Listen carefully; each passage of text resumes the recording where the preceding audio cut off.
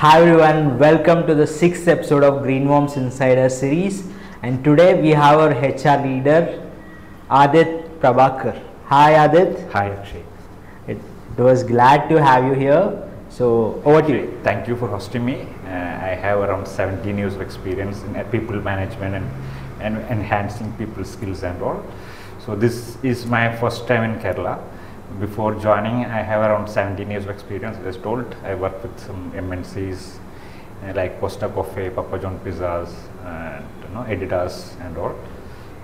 And if you ask me about educational things, I have an MBA. I'm currently doing some upskilling from IIM. So that is always happening. All my career, I will always believe in upskilling. So that is also happening simultaneously.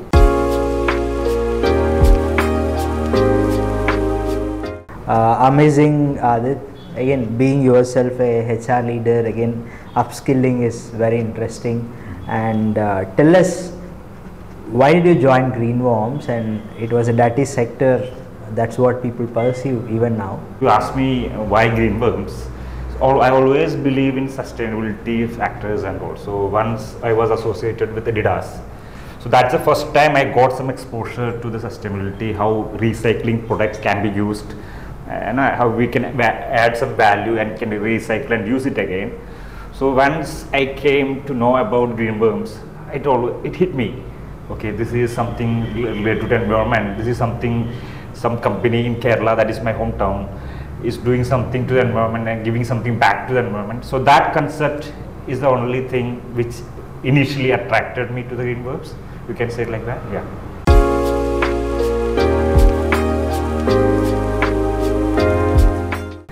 So Adit, my question to you is, I think as a HR leader, right? Again, being a HR leader for Greenworms is a not easy task. Okay. Just share us like some of your responsibilities.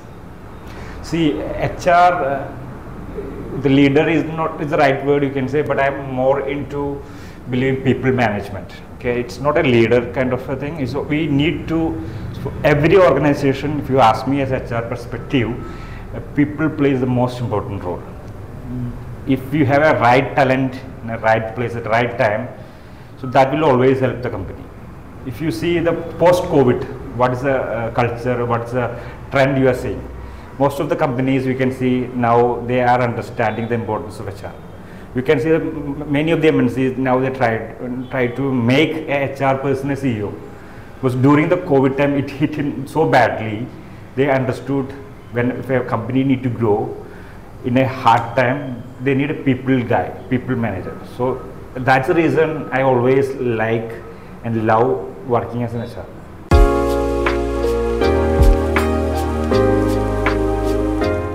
Right. Again, this was very different perspective. In fact, why we often call you as a leader was we really look up to you, okay, that you are the driving force, right? Again, still lot more to do. Adit, in terms of in Greenworms, you have different streams, and people are quite scattered, right? So we have ground workforce, dignified jobs who are mostly women. So we have nearly 100 people, workforce, administrative staff. And how do you see what is the driving force? And this is not like a typical IT company either, right? It was very streamlined. And how do you see this? See, in Greenworms, as you told, there are people whose output is different. So the value output from admin staff is different. Value output who's working the plant, who's collecting things is totally different. So each employee need to contribute. To contribute, what they need someone to feel like someone is looking after them. Their voice is heard. There will be some resolution if they are facing some kind of trouble.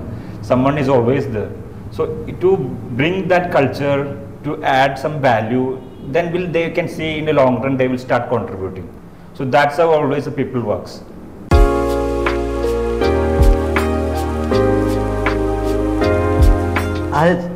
You have been observing our team, right? How do you see like the culture of Greenworms and how we were able to survive. Like, it was a lot of energy out there, and a lot of new people coming in, and they were quickly able to settle down. What was the driving force that behind the Greenworms? Since this is startup, so there is always an issue, we can say challenge in a startup, because we can see a lot of first time managers. So what is happening in Greenworms is exactly the same. We have so many first time managers, and what we are expecting them from is a leadership role. So they are so much energetic, they want to learn, they are open to that. Now, since we are into this business for some time, now it's the time to take a giant leap. To take a giant leap, what they need? Some motivation, some direction. So for HR point of view, what we need to give them is a proper direction, goal settings, and target setting, and open communication skills, so that they can take that giant leap and take this company ahead. Adit, I think, as you rightly said, the Greenworms culture was a young team and passionate, and as a shared mission, all are going. Again, the leadership, like how we can build that secondary leadership, right? So what are your plans in structurally, giving a platform for people at the Greenworms to become secondary leaders and essentially embark on a larger roles? So for the initial process to understand that, you have to understand the existing system. So I am right now understand the current structure. So maybe in past we have done some firefighting things. For firefighting, what will happen? On that moment you are putting some new position, keeping them there. So that person might not be that skillfully apt for that particular job. So my priority is to identify those gaps, identify those places, and start giving upskilling. Maybe it will be upskilling, maybe some directional part. So we are taking baby steps in that direction. So what we are looking for, a long-term sustainable system which can survive, which is always have a mid-level who's always, someone can go approach them, who's always ready to go.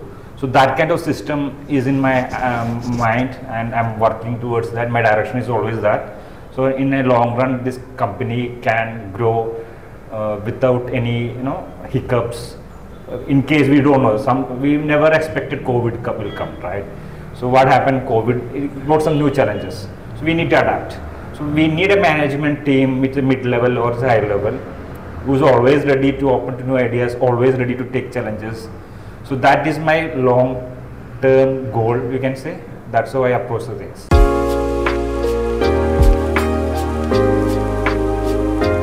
Adit, in terms of the administrative workforce, right? The secondary leadership is a great thing, right? So we have dignified jobs, right? Can you just emphasize what dignified jobs we are meant by? Okay. And what are some of the roles or initiatives you have been taking? So if you ask me about dignified workers, so we have around 300 of our working team, I can say team, who are into segregation kind of jobs. So what basically our long-term goal, they want to feel some kind of prestige that they are with Greenworms. So I want them to bring that smile, bring that self-respect, so that it's a different thing. If you ask me about the monetary support they are getting, maybe in terms of fair wages, minimum wage and all, we are all fulfilling those criterias. Apart from that, we have other plans in place, maybe adding insurance part.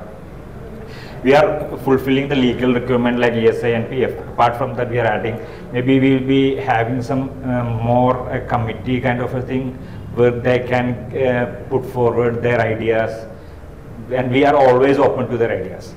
So that they will feel some kind of value addition apart from their daily job. So they can start contributing to the our goal and be a part of the team. So that's what our approach towards them.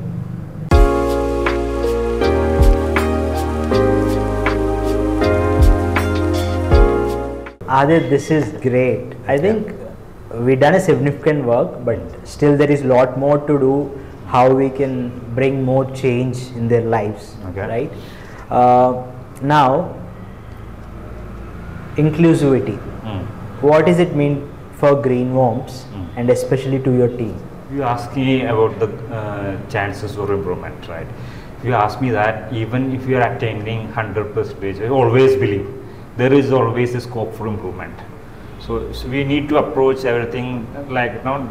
There is, or if you are achieving 100%, you need to set a new target of 110. So that then only there is always a scope for improvement. So we are talking about inclusion. So our concept is little different. We are believing in a concept called diversity, where everyone is welcomed. We are not factoring anything like a gender basis, caste basis or region basis. Or is having, or our only priority is the talent they are carrying, the value they are bringing into positions. So we are open to their ideas. So we will not discriminate in terms of recruitment, in terms of promotion, in terms of the facilities we are providing to them. So we are always open. So there is no such thing called someone is pervert over there. Maybe there is always a concept like men are more capable of bringing this kind of physical job. Nothing like, if you see our team, 99% of the team is a woman. So they are doing good. They are taking us to the next level. So we are always open to those kind of things.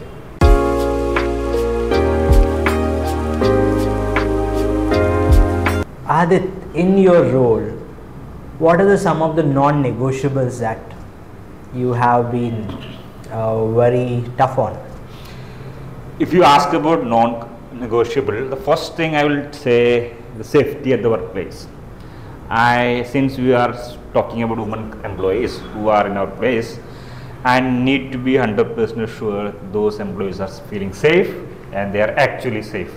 Safe in terms of the working atmosphere, the process they are doing, how it's impacting their things, and so that part is one thing. Apart from that, they should be free from any kind of a discrimination. Discrimination in terms of work culture, the facilities they are providing, the benefits they are getting. So there should be no discrimination in terms of that. And you can say we are ensuring it's 100% non-harassment zone. So no one is harassed. Again, this is again a woman crowd we are taking care of. So they are in a place they feel secure, not harassed, giving all those facilities and getting more than they are actually needed as per the law. So these are my non-negotiables, you can say.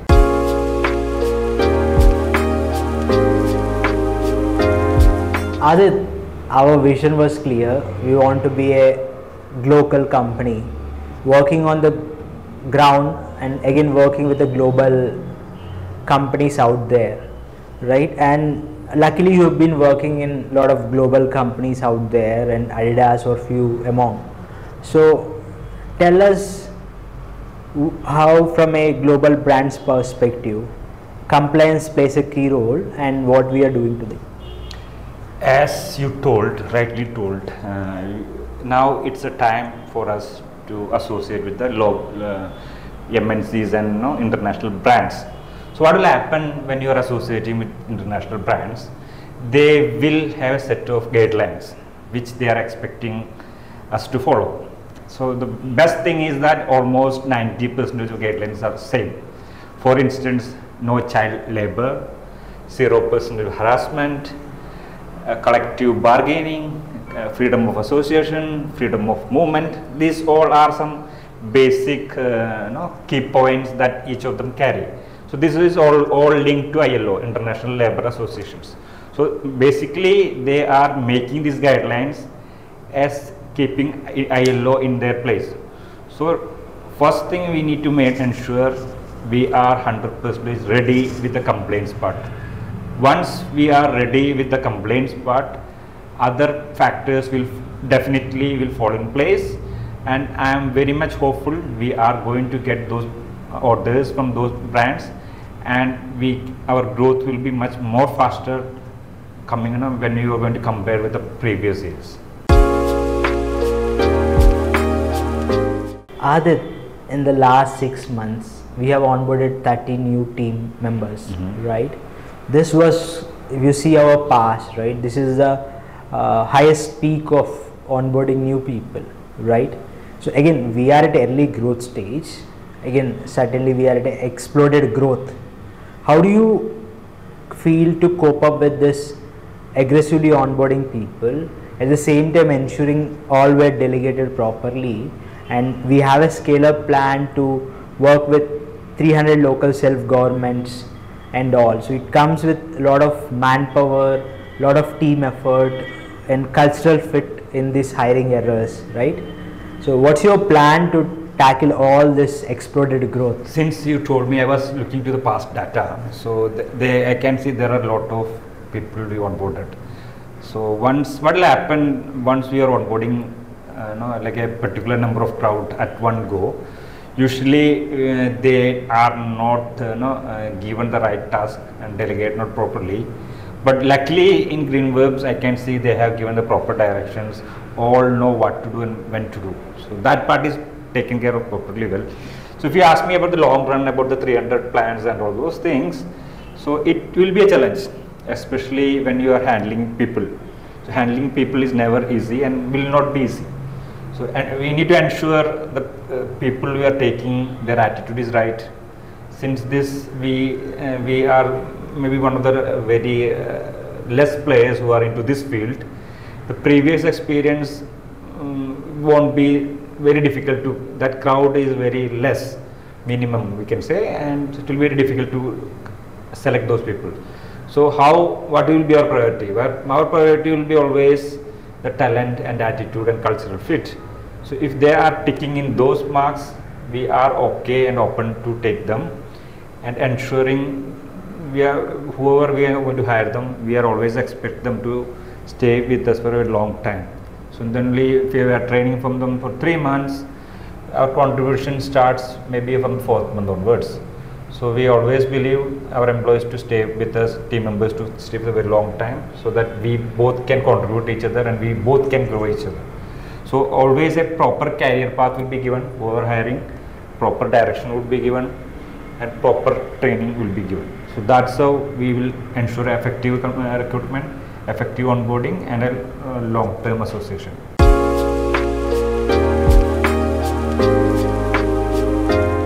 Adit, the tree that grows faster is weaker than the tree that grows slow and steady, right? So again, why I am emphasizing was there is always some conflict of interest between the growth or exploded growth and slow and steady growth, right? And again, you can't compromise on a growth as a company, at the same time you can't do a cakewalk. So how do you see where we can balance ourselves, not tempting on certain things and being very focused and achieving our mission?